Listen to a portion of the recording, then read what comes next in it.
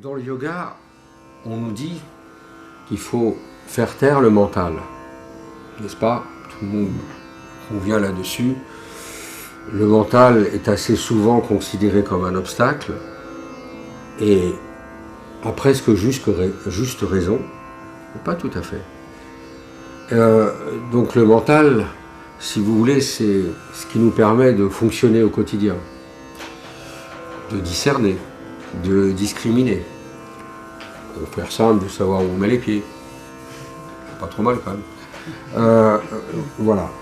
Donc le mental répond à une notion qui vient du cerveau reptilien, c'est-à-dire la survie. La survie, c'est le plan biologique dont nous sommes constitués. Afin de mener pour le meilleur ce chemin de vie pour les nôtres, pour nous-mêmes et pour les nôtres. Depuis l'aube de l'humanité pour les différents clans, si vous voulez. Le mental, donc, d'un point de vue yogique, est considéré comme un obstacle, bien entendu, mais il faut le prendre, et c'est là qu'est la nuance, qui est difficile à être comprise. C'est-à-dire que l'idée n'est pas d'anéantir le mental. L'idée, simplement, c'est de le rendre plus subtil et de le faire accéder aux réelles priorités. Voilà.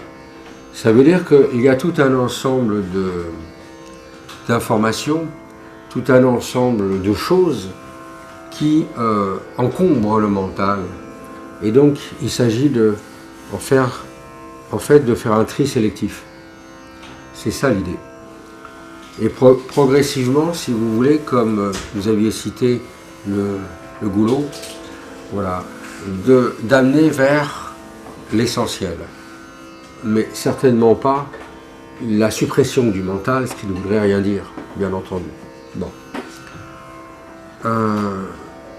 Et l'exemple qui a été cité par rapport au lexique, aux langues, on s'aperçoit d'un point de vue aussi sociologique que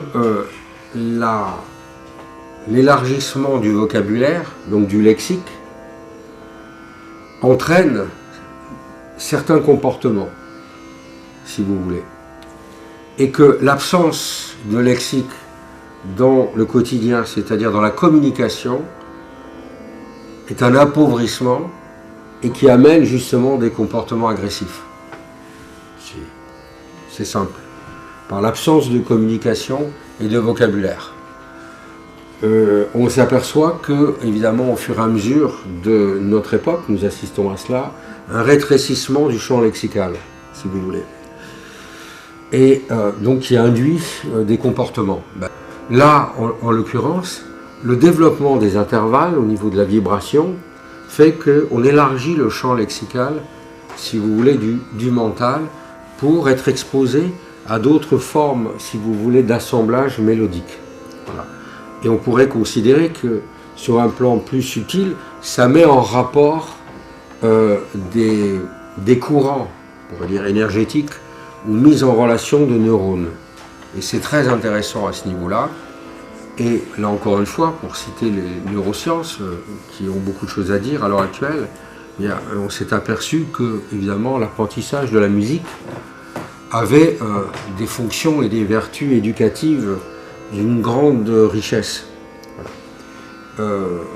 Outre le fait que, d'un point de vue aussi sociologique, ça permettait aussi la rencontre de personnes et la communication entre les différentes ethnies et peuples, mais aussi d'un point de vue cérébral, permettait, si vous voulez, les connexions neuronales, et ça c'est très intéressant. Encore une fois, parce que, là encore, c'était une autre question, c'est qu'on a cru pendant longtemps qu'avec le vieillissement, le cerveau s'amoindrissait. Grave erreur, c'est tout simplement parce qu'on avait considéré qu'arrivé à un certain âge, il n'y avait plus, comment dirais-je, il y avait un isolement, etc. Et finalement, l'isolement, tout simplement par le manque de pratique du vocabulaire et de l'expression, crée un appauvrissement. Voilà. Alors, maintenant aussi une question très importante, si vous voulez, c'est que qu'en est-il des yogis? isolés dans les cavernes, qui ne communiquent pas. Bon, là c'est un mystère, si vous voulez. C'est en effet certains d'entre eux, pour les avoir rencontrés, ont maîtrisé, sont arrivés à un stade, si vous voulez, où il n'y a pas eu de perte cognitive. Très important.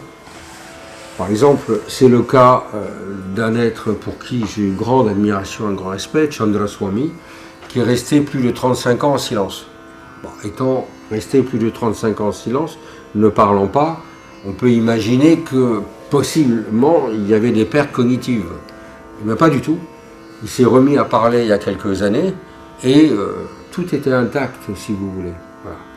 Et en même temps, avec une grande facilité d'élocution et de vocabulaire, parce que c'est un être de connaissance et de savoir. Donc pendant 35 ans, si vous voulez, c'était en repos. Et voilà. Donc il y a des cas comme ça. Et donc ça nous pousse, ça nous amène à l'idée que le yoga n'est pas l'anéantissement du mental, mais la mise en repos à volonté. À volonté. Très important, cette notion-là. À volonté. Mais on peut revenir sur ses capacités cognitives le moment venu dans la communication et par les nécessités. Voilà. Sinon, ce serait un appauvrissement, un rétrécissement total des facultés cognitives. Voilà. Et donc on s'est aperçu que le cerveau pouvait se régénérer de toutes les manières et qu'il n'y avait pas, comment dirais-je, un fatalisme à ce niveau-là. Et c'était qu'une question d'information parce que le cerveau a pour fonction de traiter de l'information.